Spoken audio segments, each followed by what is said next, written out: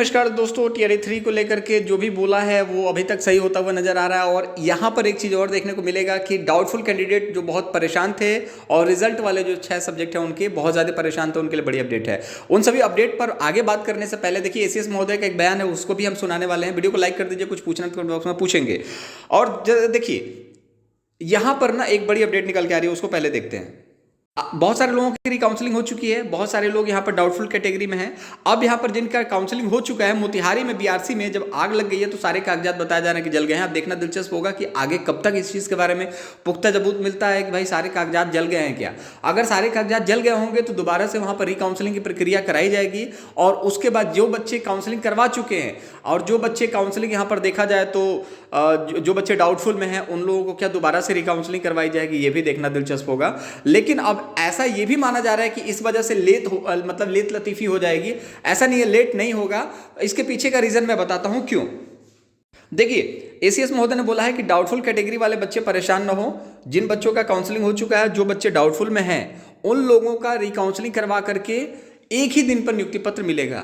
लेकिन अभी तक इस तरीके का कोई कहीं ना कहीं देखा जाए तो किसी भी तरीके की व्यवस्था दिख नहीं रही है कि इतना जल्दी हो पाएगा। 2 तारीख हो गया, अब ये बताया जा रहा है कि 5 तारीख तक रिकाउंसलिंग की प्रक्रिया शुरू हो जाएगी। और यहां पर जो मोतिहारी वाला है ना, उसको भी यहां पर मौका देने की बात अब कही जाएगी कि उनको भी रिकाउंसलिंग के लिए मौका दिया जाएगा।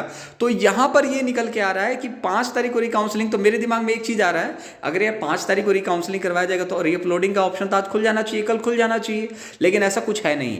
तो अब देखिए यहां पर एसीएस महोदय के बयान आने के बाद ये साफ तौर पर जाहिर हो जाता है कि जो नियुक्ति पत्र है ना, ये 9 तारीख को ना मिलकर के अब मैक्सिमम चांसेज है कि अब 22 तारीख को बिहार दिवस के दिन मिलने की उम्मीद है। क्योंकि एसीएस महोदय ने साफ साफ बोला है कि डाउटफुल वालों को भी साथ में ही नियुक्ति पत्र मिलेगा रिकाउंसलिंग करा करके। रिकाउंसलिंग कब करवाएंगे? जब रीअपलोडिंग ऑप्शन आएगा।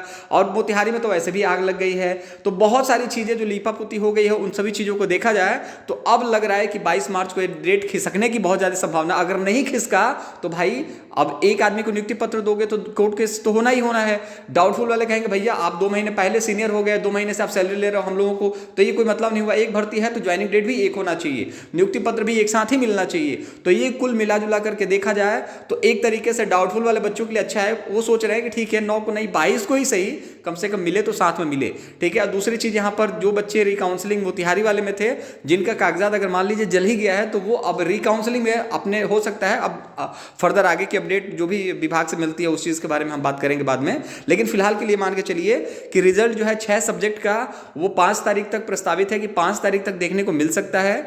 और साथ ही साथ रिकाउंसलिंग 5 को देखने को मिल सकता है।